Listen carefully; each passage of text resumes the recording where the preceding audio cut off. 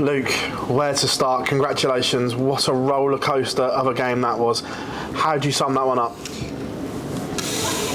I don't know, to be honest. It's quite tough. I think the smile on my face can tell you that. A lot of people say I don't smile. I do smile.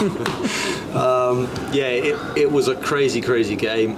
Usually, 2-0 down, I can lose them games quite easily. And, there has been a couple of instances this year, against Johnny Clayton in the match play semi-final and the World Series semi-final.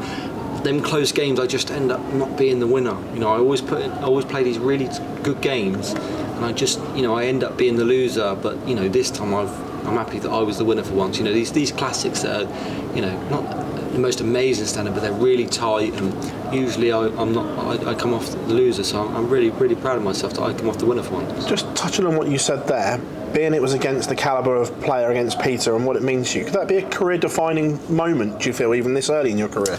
I mean, it could be a career-defining moment if I go on and win it. If I'm here Sunday night and I've won this title, then I'll sit here now and say that quarter-final was my career-defining moment.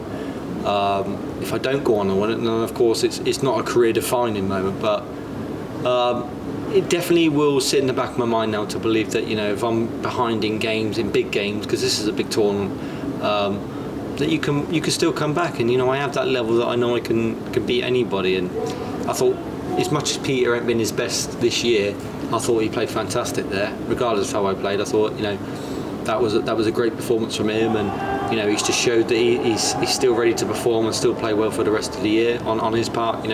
He's still a fantastic player.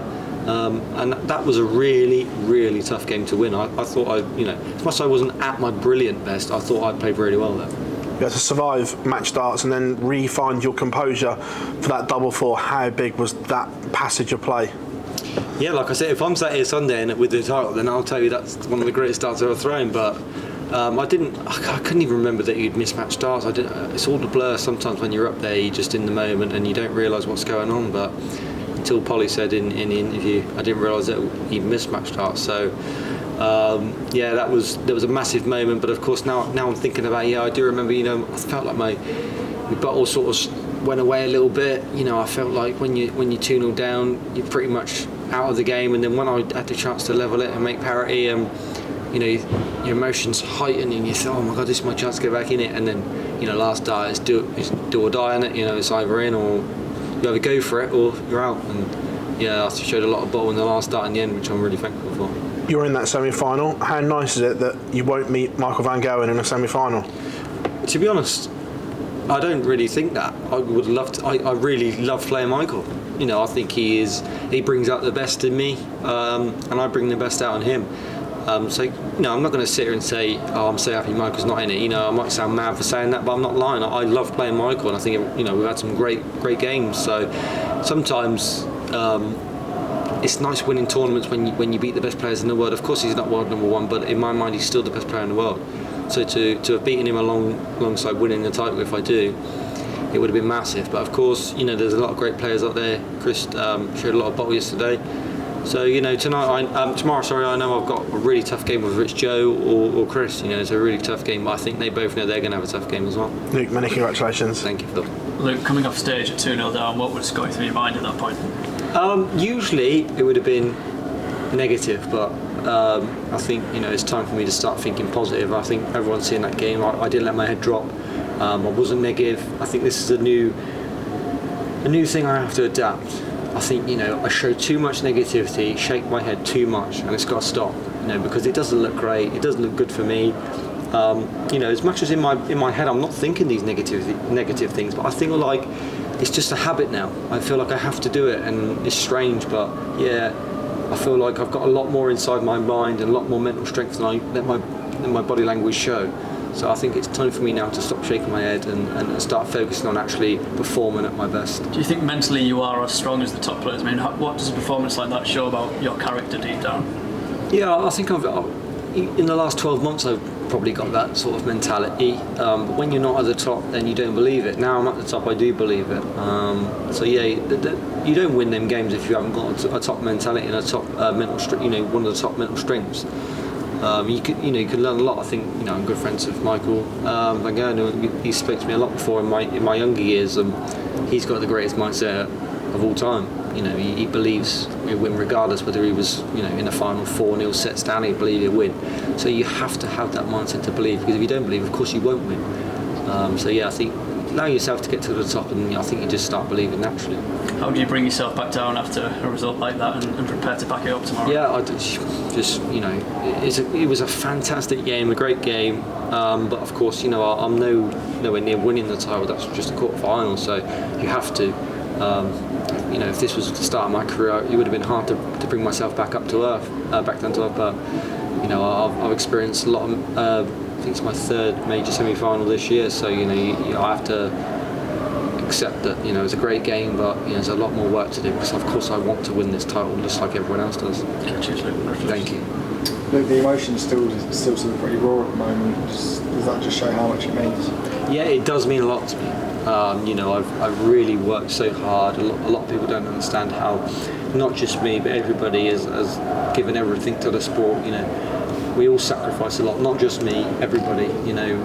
Being away from family, and all that type of stuff. It is really tough. It's not easy. We do get paid well and all this type of stuff, and it's fantastic. But with that comes things that you have to sacrifice, and being away from family is one of them. Obviously my son's won on Monday, and I've maybe missed a third of his life. And it is hard. It is, but of course you can't sit here and moan, because we're in privileged positions. But of course that is the tough part. So you talk about going off stage, tuning down, having that positive mindset. What's been the change from, say, it was negative before to being positive tonight? I just think it's about time I start being positive. I think I'm just too negative. Sometimes it's not like in my brain I'm negative. It's like my body language is too negative, and I feel like players that I'm playing against can feed off that. Sometimes that can be why people play so well against me, because they feel like my head's gone, and it's not, but my body language shows it does. And it annoys myself. I don't need to do it. I feel like it gets to a point where it's a habit, and I just shake my head, and it's time to stop now. I think I'm maturing now. Just accept it. If you're a bit unlucky, you just have to accept it. It's not always going to go my way. I'm not always going to hit a treble 20 every throw. It's just the way that it is. I'm not going to hit a double every time. I just have to adapt this mindset now that you're not the unluckiest player in the world. Sometimes that's how I feel in my mind. You just have to accept it, and we need to. If I'm going to win majors, I have to have a positive mindset and a positive body language. Is that a sort of switch that's just come from yourself, or have you been speaking to other players and getting some advice on that? I have got a bit of advice from certain people. Yeah, it's like they just say, just don't show that body language, because it just don't look good, and it don't help my performance. It doesn't help the people I'm playing. So I don't think I'm terrible, but I just think it's time to relax that body language now, and just poker face, play your darts, and if it don't go well, it don't go well. It's not always going to go well. It's been a great year this year, and the next couple of majors might not go great, but I'm hoping they do, and it's a positive mindset from now, and I feel like I'll have to adapt this if I want to win majors. Mind letting us know who gave you that advice? Someone very close to me. Someone very, very close to me. Thanks, man. Luke, it's been a tough year for Peter Wright, but I think it's safe to say he played like he could in that match. What would you be expecting from him heading into that match, considering that Peter's been a bit up and down this year? Honestly, I was expecting his best, because he really does play well against me. Every time I play him, he seems to turn up and play his best. I think he's beat me many, many times. A lot of major quarterfinals. That lights out.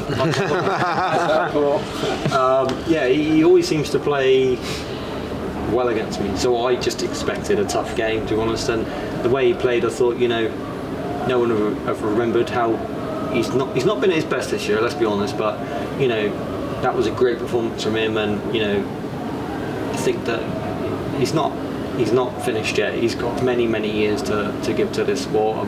He's a great guy. He showed a lot of respect in the end there to congratulate me. He's a classy guy, Peter. I'm one of the nicest blokes I've met through darts.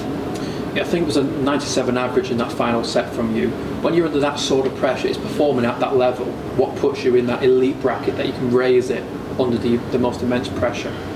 Yeah, that's what wins you titles. Them fine moments that you really need to play your best. You can have offsets and all this type of stuff, but you have to be your best at the right moments. And if you're not, if I wasn't there, I would have lost. I think Peter played well in that last set. I played well in that last set, and I showed a lot of bottle in the end. I feel like sometimes that would have got away from me. You know, I feel like I would have just relaxed too much. Sometimes it feels a bit edgy, but I felt like, you know, at the right times that I really did put in the right scores. You know, I think I had a couple of good starts. My doubling in has been fantastic this week, and you know, if I combine my scoring like I have done, yeah, I'm going to be a tough player to beat. If it was you lifting the trophy on Sunday night, do you feel that can open the floodgates for you in terms of majors? I mean, I don't think it'll open the floodgate. I don't think I want to win everything all the time because there's too many good players to do that. But you know, I feel like there's a chance that, you know, I'll win a lot more than I don't, or should I say I'll win a lot more than I have done in my career. But yeah, you know, I'll win that major title. Like I've said, it will happen. It's just when it will. You know, it might not be this weekend, but if it is, then it's a fantastic one to win. A great achievement, but we've got a lot to play for in the next 20 years of my career, hopefully, what I can have. So, you know, if it's this weekend, then that's the first one ticked off.